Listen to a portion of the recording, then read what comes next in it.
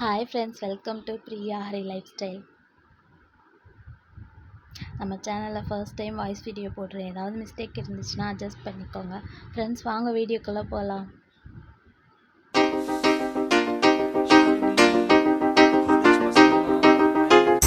இன்றைக்கி பார்த்தீங்கன்னா வெஜ் பிரியாணி தான் செய்ய போகிறோம். ஃபஸ்ட்டு ஸ்டவ் ஆன் பண்ணிவிட்டு குக்கர் ஹீட் பண்ணிக்கலாம்.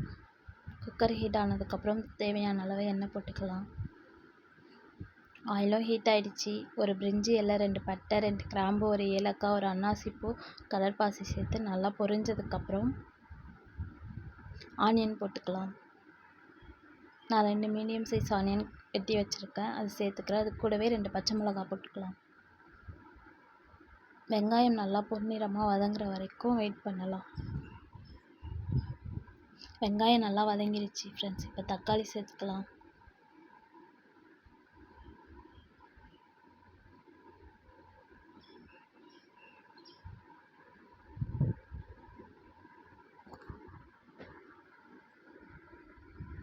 தக்காளி வதங்கிடுச்சு. இப்போ இஞ்சி பூண்டு பேஸ்ட்டு சேர்த்துக்கலாம். 1.5 ஸ்பூன் போடுறேன்.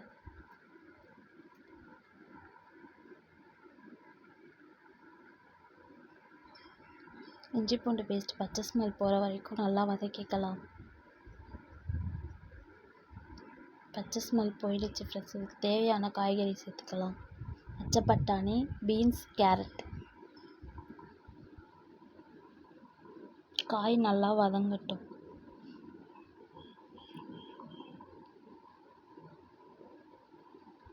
இப்போ இதுக்கு தேவையான மசாலா சேர்த்துக்கலாம்.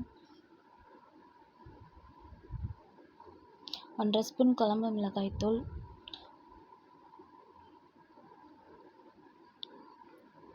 1 ஸ்பூன் பிரியாணி மசாலா சேர்த்துக்கலாம். மசாலாவும் காய்கறியும் நல்லா வதங்கட்டும். அதுக்குள்ளே ஃபிஷ் ஃப்ரைக்கு தேவையான மசாலா ரெடி பண்ணிடலாம். இஞ்சி பூண்டு பேஸ்ட் 1.5 ஸ்பூன், 1/4 ஸ்பூன் மஞ்சள்தூள் போட்டுக்கலாம். தேவையான அளவு உப்பு, காரத்துக்கு ஏற்ப மிளகாய்த்தூள் போட்டுக்கலாம். இந்த மசாலா மீனில் தடவி நல்லா ஊறட்டும்.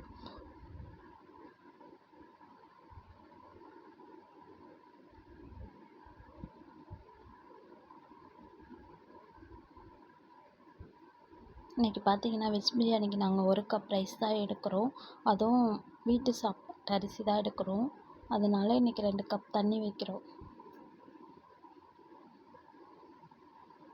இப்போ அரிசி போட்டுக்கலாம். 1 கப் அரிசிக்கு 2 கப் தண்ணி வச்சுருக்கோம்.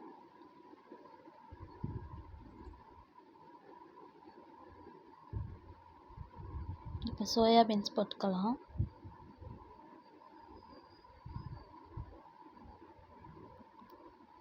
கொத்தமல்லி, புதினா சேர்த்துக்கலாம். அது கூடவே கொஞ்சம் நெய் சேர்த்துக்கலாம். ஸ்மெல் நல்லாயிருக்கும்.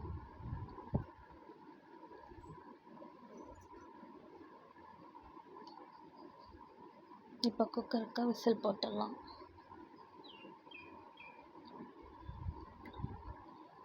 ஒரு 3 விசில் வரணும். அது கூட சைடில் முட்டையும் ரெடி ஆகிடுச்சு, அதையும் எடுத்து வச்சுக்கலாம்.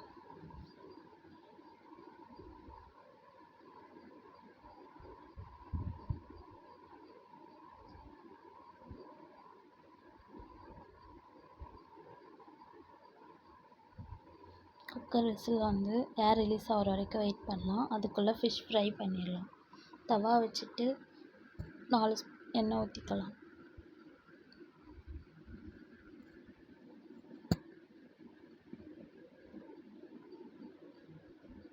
ஒரு சைடு ஃப்ரை ஆகிடுச்சு.